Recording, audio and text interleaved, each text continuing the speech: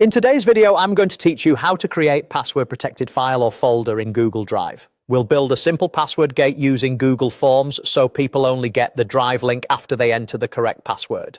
Start by opening Google Drive, click New and create a Google form. This form will act as your lock screen, so give it a clear title that hints at what's behind it, like access link or secure download. Add a single question to the form, something like enter password.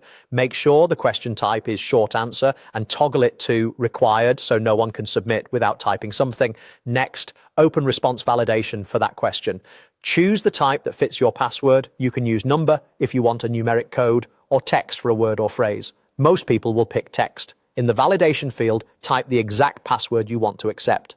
Then customize the error message that appears when someone types the wrong thing. Something simple like incorrect password, please try again works well. Now open the form settings, go to the presentation section and locate the confirmation message. Click edit so you can customize what people see after a successful submission. Add a short title or note and leave a spot where you'll paste your Drive link in a moment.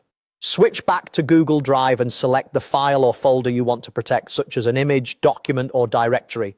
Open Share, change the visibility to anyone with the link so it's accessible to those who receive it, then copy the link and click Done.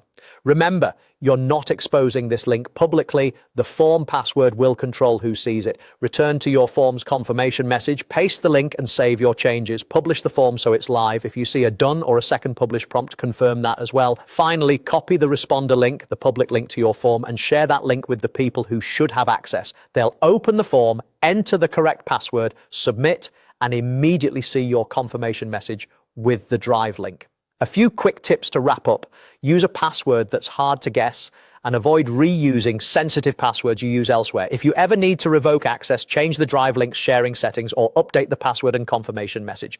This method doesn't encrypt the file, it simply gates the link behind a password prompt, which is great for lightweight sharing and simple access control.